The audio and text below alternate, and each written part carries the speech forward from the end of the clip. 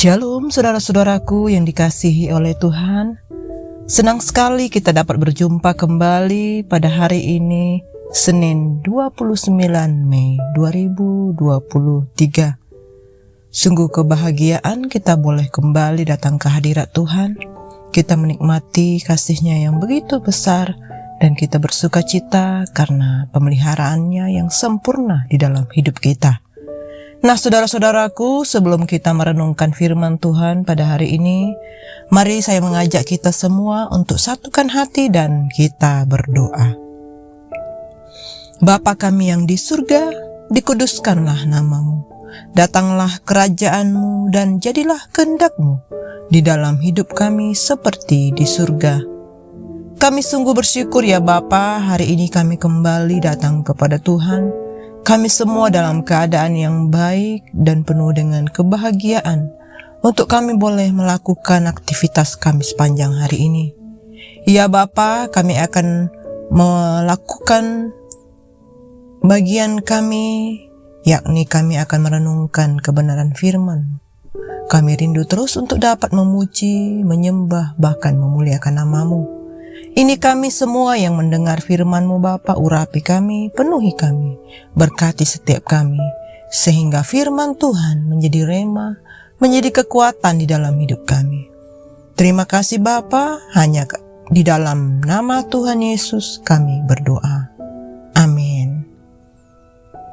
Nah, saudara-saudaraku yang dikasihi oleh Tuhan, hari ini kita akan mendengar firman Tuhan yang berjudul Murka Allah.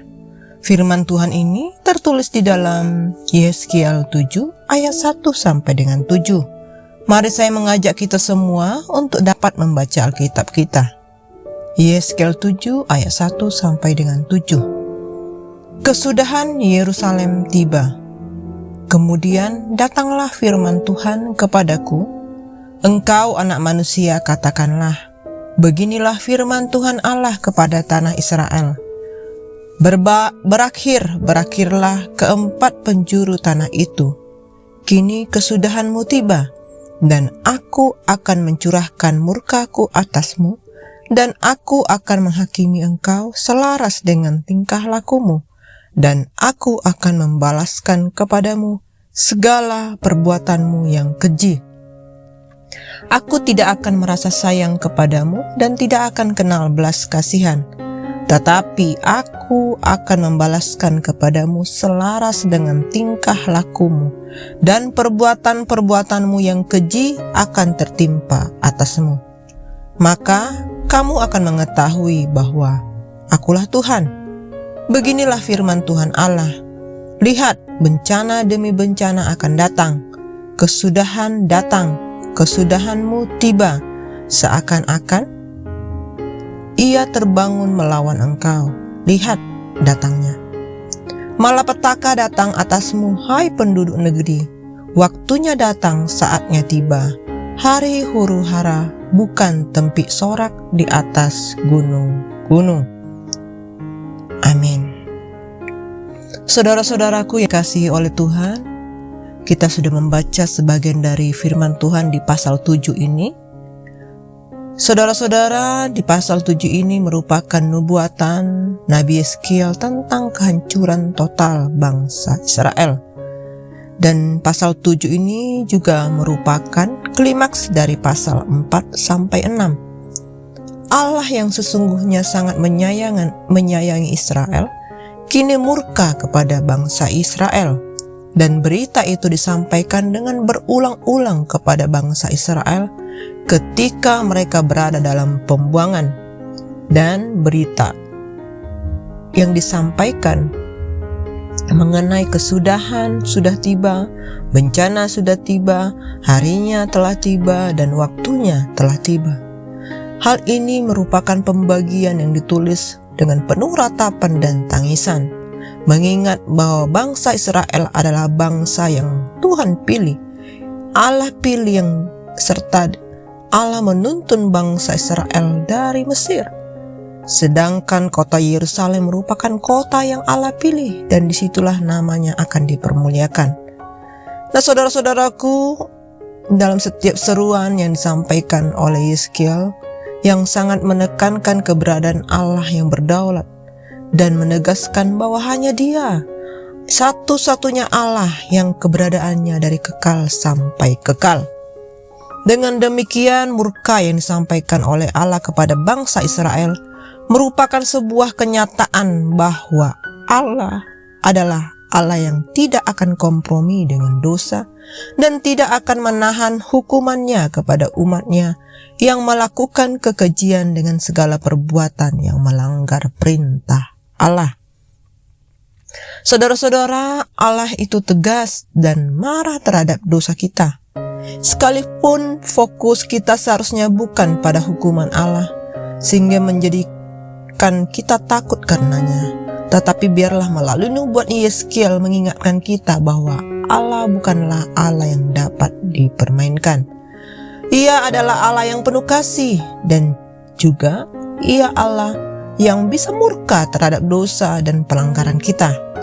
Dan semua maksud murka Allah bukanlah untuk menghancurkan umatnya atau menghancurkan Yerusalem. Murka Allah supaya semua kembali mengingat Tuhanlah Allah.